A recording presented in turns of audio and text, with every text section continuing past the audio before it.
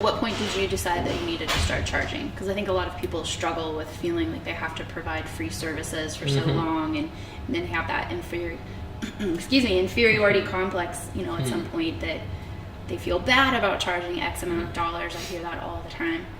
And they just don't know when to flip the switch and stop doing free work. I think it's not an easy way. I think you need to find for yourself, but what I know is, even nowadays I do free work. Even the people that I know that are more successful than me still doing free work. The only point is that you need to find out. I think it's about perspective. You need to find out if you are freelancing and you are doing free work, or you are like today, it's a business opportunity to your brand, to leverage your brand. Right. Because then it's not free work. Right. Because you are getting something from there that maybe is not cash, but that doesn't mean that it's free. Right. Because maybe this opportunity is landing in another gig that you never know.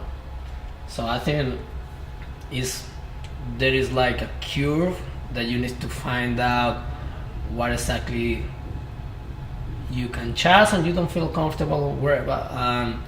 And at the same time, I would say that before charging, you need to build your portfolio. The point is, like, as I said before, we're living in a market that half of people work for free and half of people charge. You need to find out what clients want to pay for your services too. You need to stop focusing in the free work, because the free work is always going to be there. Right, exactly. There's never going to be a shortage of people that say, no, don't give me free stuff. Exactly. The point is, like, what all of that is reporting to you. So I guess that you need to do some kind of, I think it's personal, because you know at what point you say, no, I don't do any more this for that money, or I don't do any more this job. So it's like you still know. But if you want something like more practical, I would say, like, work a year for free and do all the stuff that you the point is, like, when you asking for, sometimes you get how do you say it? Like, you beat your tongue, and you feel like down, and it's like I don't know, because it's always this wild west on this kind of stuff. But I would say, like, one thing that I did is I worked for a year for free, not for free, but I worked for building my brand. That means that I've been all the podcast. Now this is podcast, so it's like, if you are doing podcast, try to get everyone that you can on the podcast, the most talented people that you can, to bring exposure to your stuff. But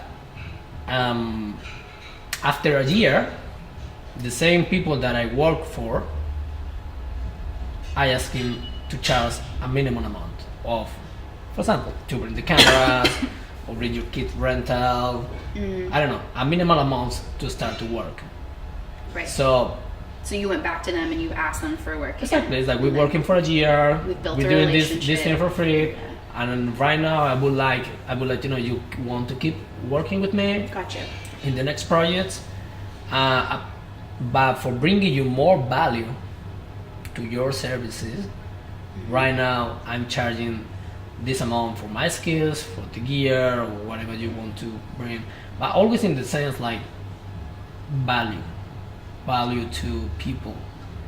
Because I find, like, a lot of times you get caught for, I just bought this camera or whatever, but it's like, people really never thinking about the client. What are you giving them for more? Because they don't care about the camera. They care about, usually my job is solve problems. Exactly. 80% of the time. So if you are able to make your client make money, they're willing to pay. But if you are just doing, like, okay, for fun or whatever, this person is not going to ask you for paying this extra. If they are not seeing results, because at the end of the day, we're in a business world that you need to get results for the relationship. Right. And if you're asking people to make investments in you, then you have to be aware and cognizant of giving people the return on their money. So that's fantastic that you are a person that keeps that in mind, because you don't find that every day. You don't. Exactly. And think about the Pareto theory that basically says the 80-20 rule. Yep. Yeah. That 80% of 20% of your clients is what is going to bring 80% of your income, and the 80% you don't need that people. You need to find this 20% of people that are willing to work for.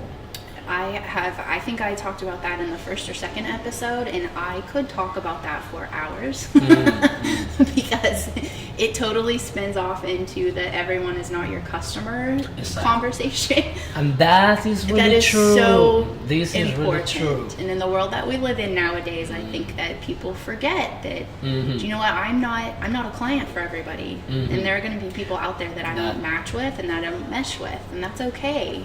Doesn't mean anything about me personally.